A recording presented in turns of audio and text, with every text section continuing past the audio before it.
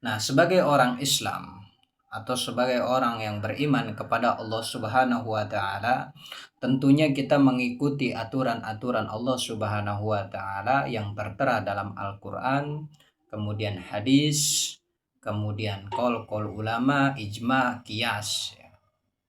Nah, sebagaimana konsep sodakoh ya, kemana sih harus kita sodakohkan harta kita yang lebih utama?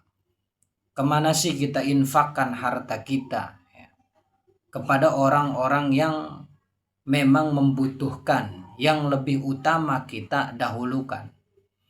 Sebagaimana Allah Subhanahu wa taala berfirman dalam Al-Qur'an, "Yas'alunaka madza yunfikun. Qul ma anfaqtum min khairin falil walidaini wal aqrabina wal yatama wal masakini wa banis sabil." Sebagaimana dikutip dalam tafsir At-Tabari, Abu Ja'far berkata, sahabat-sahabat ini berkata kepada Rasulullah, "Madza yunfikun?" Apa yang harus mereka infakkan? Kemudian min aina yunfikun? Kemana mereka harus infakkan? Min amwalihim, dari harta-harta mereka. Kemana harta ini harus diinfakkan? Kemana harta ini harus disodakohkan yang lebih utama? Kemudian kul ma anfaqtum min khairin falil walidaini. Kata Allah, katakanlah wahai Muhammad, ma anfaqtum min khairin falil walidaini.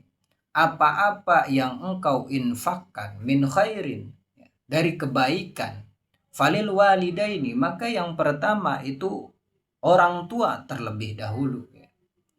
Apalagi misalkan orang tua kita tidak bisa bekerja, lumpuh misalkan, tidak bisa menafkahi dirinya sendiri. Nah, bahkan ini bisa wajib ya, apabila orang tua kita misalkan lumpuh, tidak bisa bekerja karena misalkan sudah tua renta. Itu yang pertama, kita harus sodakohkan harta kita. Kita harus infakkan harta kita kepada orang tua kita. Tentunya konsep ini berbeda lagi ya terhadap istri kita. Itu mah beda pembahasan ya. Memang ya nafkah kepada istri ya tentu itu wajib ya. Ini beda lagi ya. Apabila ini mah misalkan kita sudah menafkahi istri kita, sudah cukup misalkan istri kita, nah kemudian kemana? Ke orang tua ya. Orang tua kita. Yang pertama kita harus infakkan atau harus sodakohkan ya, kepada orang tua kita. Apabila memang orang tua kita masih butuh bantuan, masih butuh sandang pangan misalkan kita, karena misalkan tidak mampu bekerja.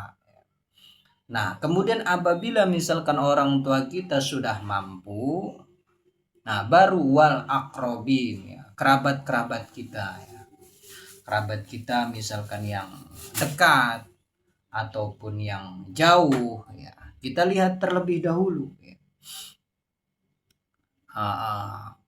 Kakak kita misalkan, teteh kita, adik-adik kita.